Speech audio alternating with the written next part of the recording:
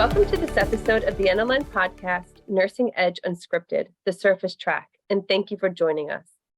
This episode is entitled Exploring the Third Space, an invitation to redefine the boundaries of innovation, where we are going to explore the third space, an interesting concept that promotes a special synergy that occurs when diverse minds and voices come together to solve complex problems. While this concept is used in many industries, including that of the tech world, today we will make some connections on how the third space concept can apply to innovating the complexities and thorny issues of healthcare, nursing education, and clinical practice. To help us today, we have a very special guest.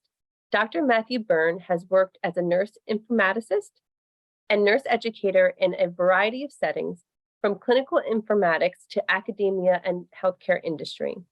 He is currently the Director of Nursing Technology Resources for the Mayo Clinic and teaches about informatics and educational technology courses. He is passionate about ensuring that technology is ideally suited to serving the knowledge needs of nurses. Welcome, Matt. Thank you for joining us. And I'd like to start by having you tell us a little bit about your role at the Mayo Clinic, because I think your role will help set a foundation from which we can sort of expand and talk about this kind of cool concept that we want to explore together. Yeah, great. Well, I'm very honored to be here. I've just had a wonderful experience with NLN and a great time getting to know and talking with both of you. So it's a huge honor to be here. So I'm the Director of Nursing Technology Resources at the Mayo Clinic, which is a job I recently took on. And it's really a long title for basically serving the information needs of nurses as they go about their day-to-day work. I help to make sure that they have the resources they need to provide care, to make sure their schedules are right, to keep up to date on different news and information needs they have. And I serve across the enterprise. So from the London office to Sparta, Wisconsin, really trying to meet the information needs of all the nurses at Mayo Clinic. And I really love it because it brings together my passions, which are education and technology and clinical practice. So it's just been a really fun opportunity for me to explore that and to really serve an institution that I kind of grew up with. I started my career there. So I'm returning back to the place that I was a baby nurse, as I say, back in the day.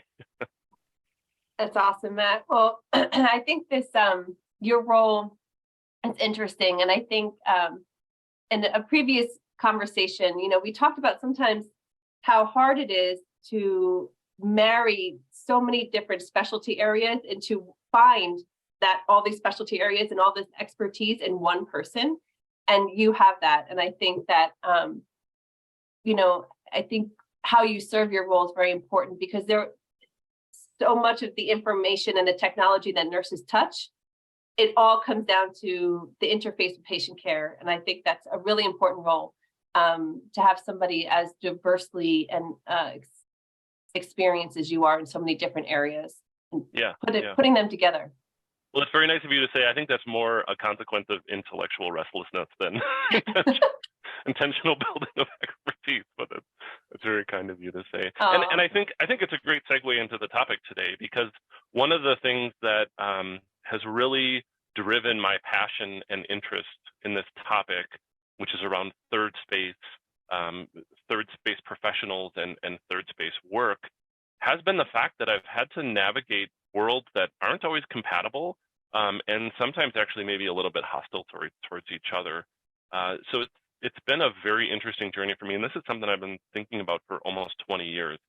So I have lots of ideas and thoughts and experiences to expand upon. But I think one of those has been the fact that as a registered nurse who likes technology, I've had to often operate in a space that is very unfamiliar and can be uncomfortable, where I'm sitting down to talk to people on the IT side, the development side, that I don't know. I mean, I know a lot more about it now, but we don't speak the same language, or we didn't.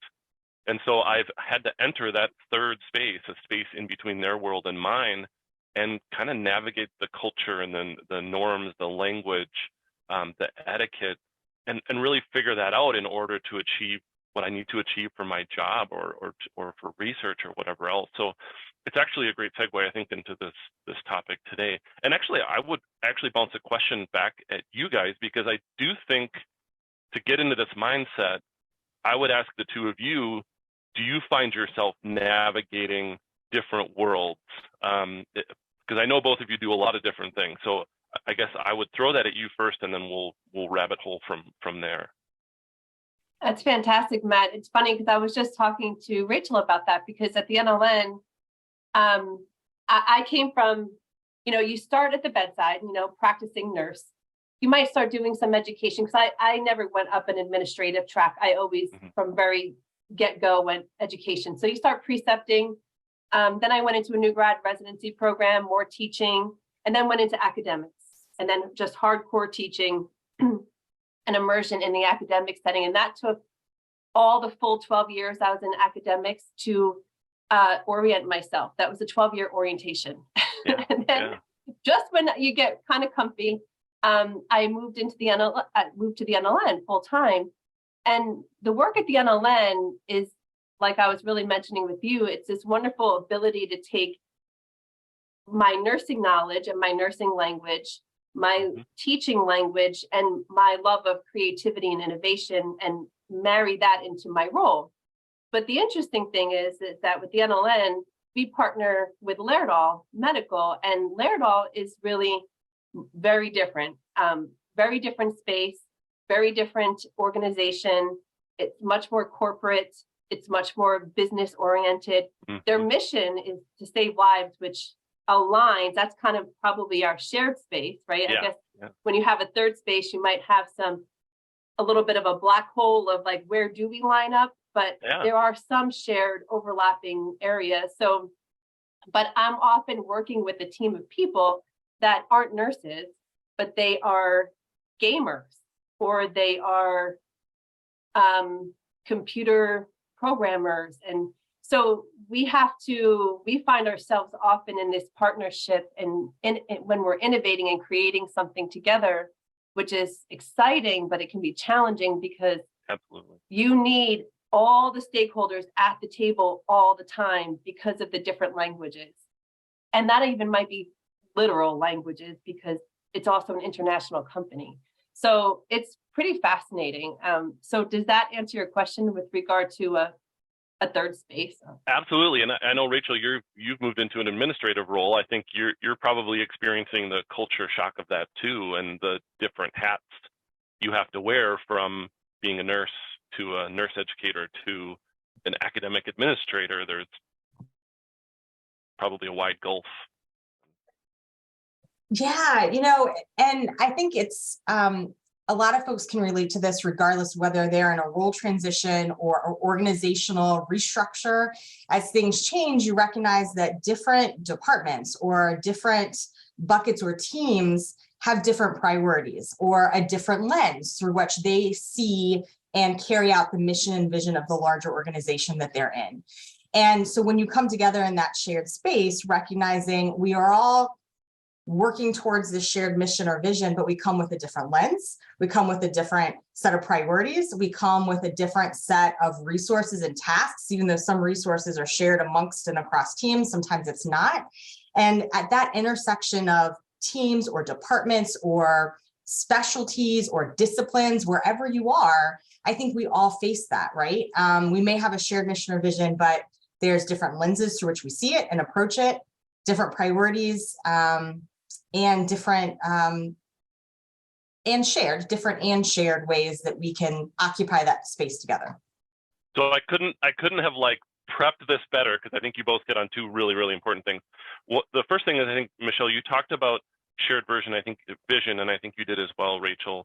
This idea that there's, at the center of the sort of Venn diagram of knowledge and experience and role, is this notion of we all want to achieve something similar.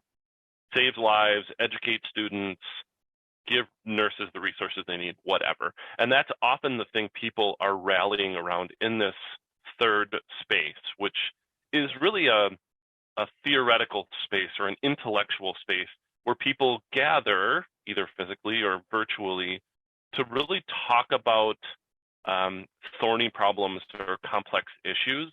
And I think the difference is you guys are talking about, hey, we're gathering around a problem, an academic administrative problem with enrollment issues or whatever, but you're expected to stay in your lane because people trust that you're going to do your job. People trust you're going to advocate from the perspective that you have to safeguard. The difference in third space is you let that all go. And so there becomes sort of this diffuse set of boundaries, and boundaries become blurry, and you operate instead in an open space, what I call a co-creative confluence, where you come together to often create something new that maybe didn't exist before. And I know synergy is like this dirty word, but that's truly the goal, is that you as an individual staying in your swim lane probably would not have come up with this magical thing in this third space. But it's that letting go of self, letting go of expectations, letting go of your specific role that differentiates a third space from like a teamwork space. Because in a teamwork environment, you got to do your nurse stuff. The physician and the respiratory therapist, they need you to do your nurse stuff. They're trusting that you're going to do your nurse stuff. In the third space, you just let that go. You're just people with a vast array of experiences and knowledge and whatever else, sitting in a room, tackling a thorny problem, and dreaming up new solutions to it, innovative ways to approach it. So Matt, as you're explaining this, I'm getting this vision in my mind. You can tell me if I am totally off or not. I'm getting this vision of us moving from like in a highway with guardrails in our lanes to like, we're on a dirt road now. And, we're kind of, or maybe a really wide dirt, maybe field, and we're kind of, the dirt kind of flies up and we don't have the boundaries or the guardrails that we would have on our I would say you're full Back to the Future. Like where we're going, you don't even need roads. You're not even on roads anymore. Okay. You just get in the DeLorean and you're up in the air flying around. So it's, Okay. it's even the idea that we're not even on roads anymore. You're doing something maybe way outside of your experience and understanding, and there's an okayness with that. Hey, the nurse is going to talk about technology stuff. They may not have all the right words, but they have enough knowledge and experience, and we have mutual respect and safety in that space to just dream stuff up and build on each other's ideas and co-create in a way that we probably couldn't and shouldn't in a true team environment where I need you to do your job to protect the patient or to make sure that this course is delivered the way that it needs to be delivered. So it's like you don't even need roads in a third space. You just move completely outside of kind of that normal navigation. So listening to you describe, Matt, the third space, I had a very different vision than Rachel, which is pretty common for Rachel and I to have these very different perspectives. And I'm not even sure if my vision's going to make the final editing cut, but because it's a little out there. But my question is, how do you get into the third space? Because I always think of like, we have all these identities and we wear them like shirts, sometimes even like armor. But you've got like, I've got my nursing shirt and I've got my teaching shirt and I've got my colleague shirt and I've got my creativity shirt. I've got all these shirts, my scholarship shirt. How do I now enter into this third space and take off all these shirts? So I'm imagining we're entering into this space like naked to do this work. I mean, maybe not literally, but figuratively, I'm wondering, how does one get themselves to derobe and to de-identify where you're not going in with all of this pre-programmed knowledge and experience? How do you really clear yourself for this space? Do you have to use sage? Do you have to meditate? What do you have to do? I mean, probably all of those are probably just fine. So to some extent, I think it's actually the opposite. I don't think you want to enter disrobed. I think you want to walk in with all the knowledge and experience you have. But I think there's different habits of mind that you have to bring to this kind of space, which is part of why I wanted the two of you to talk about yourselves as third space professionals, which in the last year, that was a whole thread of research in this area that I found that was totally different from what I looked at before. I've been reading very exclusively about third space participatory design, which is where we bring people together in a room and we do a thing. I found a whole thread of research about third space professionals, which I think the two of you are great examples of that, where you kind of straddle and negotiate and navigate, and you're both very successful, can successfully do things that exist in this third space between your academic and professional and whatever hats. So I think when you walk into a third space situation, I think a lot of times it's accidental and serendipitous. And what I'm really interested in is how we do that intentionally, because I think we need it now more than ever, to be very honest with you. But I think you want to walk in letting go of a little bit of self. I think it can be very easy to feel like, oh, these are austere colleagues, or people that I wouldn't maybe normally talk to, or do we have a lot in common because they're they do unit testing, or they're they do instructional design work, and I would usually only interface with them in a very specific context. So I think that letting go of self and self-awareness to some extent, which is kind of a lost art, not everybody's good at that.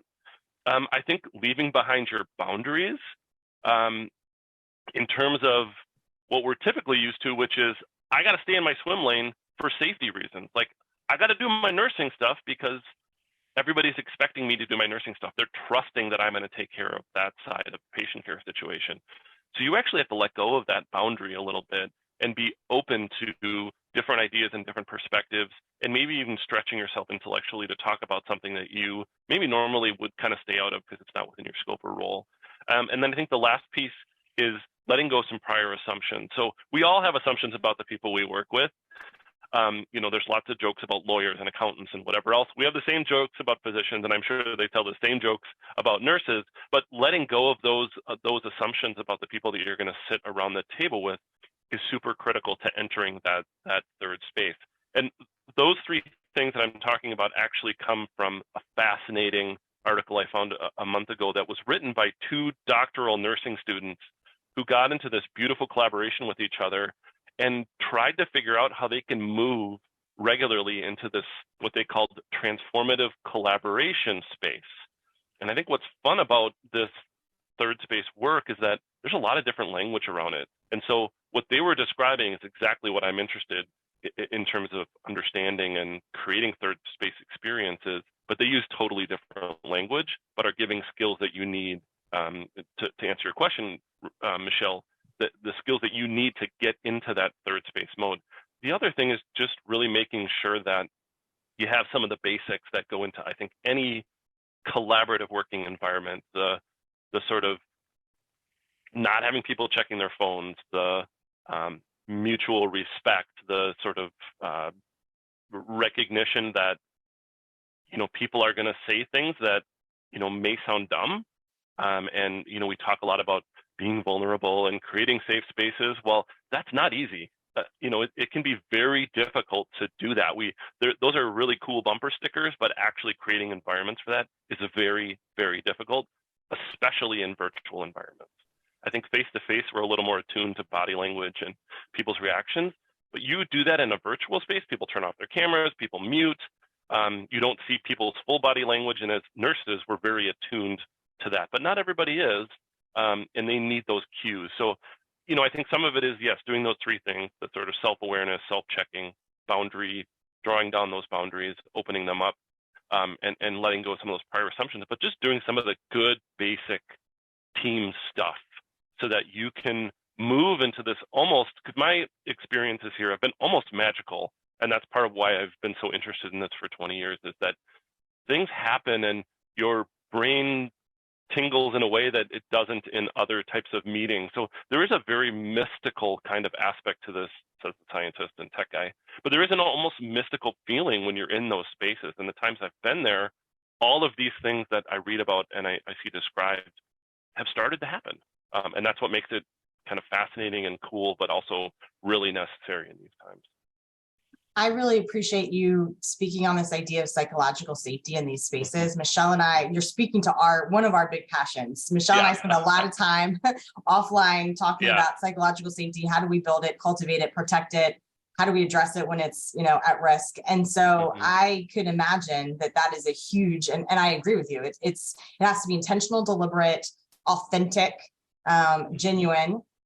And when I hear you talking about these attributes and what we need to think about in bringing ourselves into the third space. I also think perhaps, and you can help shape my thinking on this how it lands on you.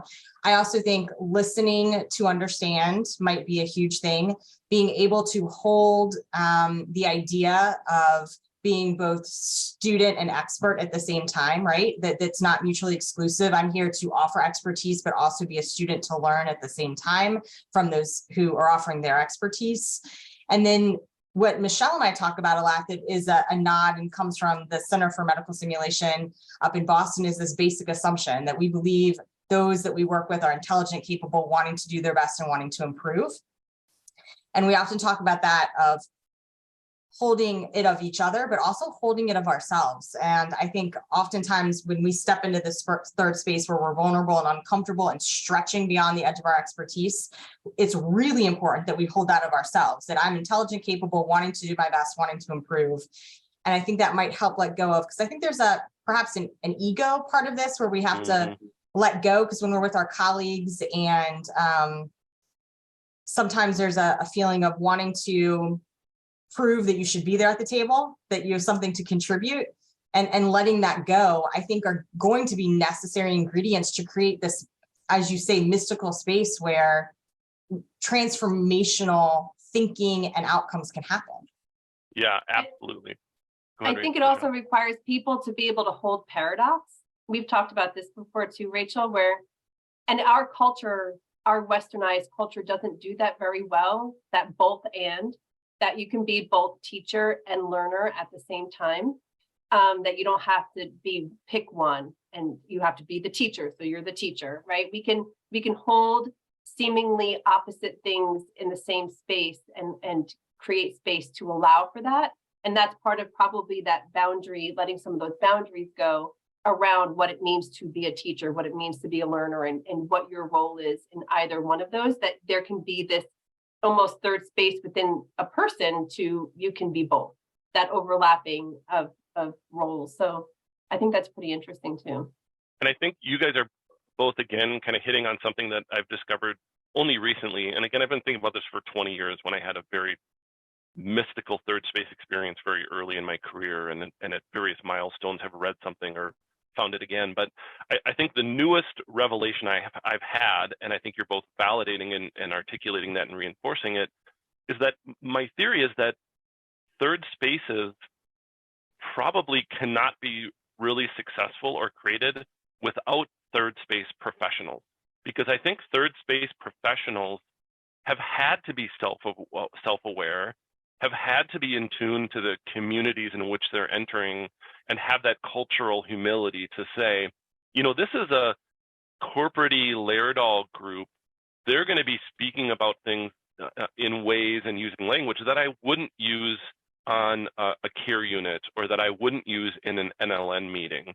And I need to be responsive to that and aware of that and respectful of that, while still bringing what I bring to the table. So my new kind of theory of this is that a third space really requires at least a couple of third space professionals who are used to living in that odd, murky, diffuse space that's kind of in between. That's fantastic. And it's making me it's sparking something in me about how does that get identified in a person, right? That you've got these attributes, that you're comfortable with, an uncomfortable situation, that you're able to hold paradoxes, that you're able to navigate this and kind of be self-aware. I mean, how is that identified? Is that celebrated? How did we bring awareness to that? That's a needed role. And how do we build it in people, right? Like, how do we help them build those skills? Just like we talk about, how do we help create and develop leaders? How do we help develop those with a third space? Would you say mindset, Matt? Would that be the right terminology? Yeah, I think a mindset or mindset's probably the best word. How do we build that and recognize it and celebrate it? I don't think it's well celebrated. I think it's becoming more commonplace, somewhat by accident, as people live in much more of a gig world where they teach and do clinical practice, or teach and do whatever they do. So I think there's been sort of a forced hybrid professional situation, not just in nursing, but I think nursing is very typical, where you have people who teach part-time and do clinical practice part-time, and they just by happenstance have to live between those worlds. Sometimes they do that well, sometimes they don't. I mean, I'm sure you guys have too, I've worked with colleagues over the years who bring some of the yucky clinical practice stuff to academia, or vice versa, which isn't really, in my mind, the right way to approach that. Is it celebrated? I think more now, as there's sort of recognition that we really have to have academia and clinical practice talking to each other more and more. I think COVID really forced that issue in a way that we haven't seen before. We've always talked about that as sort of that back and forth between academia and practice from like a research perspective, but I think the DNP movement has helped that a lot, and I think COVID has helped that a lot to really open that dialogue up. So there's maybe a little more celebration of that, but we haven't named this. This isn't a word. We don't talk about third space professionals. We don't talk about hybrid professionals or third spaces. So I think when you don't name something, it's very difficult to, celebrate it, recognize it, and build it up in people, even though I think it's out there. And part of what I've been digging into is that this language and this type of mindset exists and has been discussed in many different disciplines. So it's very heavy in the social sciences. I reached out to a scholar in Norway who does military psychology, who's talked about this phenomenon. I talked with our mutual friend Sal Tagliarini about this. He used the word normative incrementalism, which is actually like a political mindset that's sort of adjacent to this. So I think the multidisciplinarity of it is challenging, but also it's just something new, and we haven't really named it yet. But as we've moved into sort of a gig economy and a situation where everybody has to do something with tech, it stopped being, probably 20 years ago, it was like, oh, tech and education. Well, now like tech is education. And that was even before COVID. I would say that we were very tech dependent. Now we've shown and have been 100% tech dependent because of COVID. So we've all become, in some ways, hybrid professionals who've had to navigate the technology world, the clinical practice world, and the academic world. So I think naming it is a big part of it. Celebrating it, I think we're getting there. It's not just about being an adjunct, it's about how you contribute and how you show up that differentiates you as an adjunct faculty versus a hybrid professional. And then I think from there, that's where we can better be able to build people up if desired. I don't think everybody can be a hybrid professional. I think sometimes it can be very disconcerting and challenging and exhausting to try and navigate multiple cultures. And the cultural piece of this is actually where third space and hybrid space comes from. The original theorists talked about those who might have immigrated from elsewhere and have had to straddle their home culture and the culture of the place that they've moved to. So ironically enough, it's that cultural piece that I think can make hybrid space work or third space work very, very challenging and exhausting, because you're constantly rethinking your identity and figuring out what the norms are. We want to be conscious of our time boundaries. This conversation could go on, and it will. We will pick up with our conversation with Matt discussing innovating in this third space on the next episode. Thank you for joining us on this episode of NLN Nursing Edge Unscripted Surface. We hope you join us next time. Until then, remember, whether your water is calm or choppy, stay connected, get vulnerable, and dare to go beneath the surface.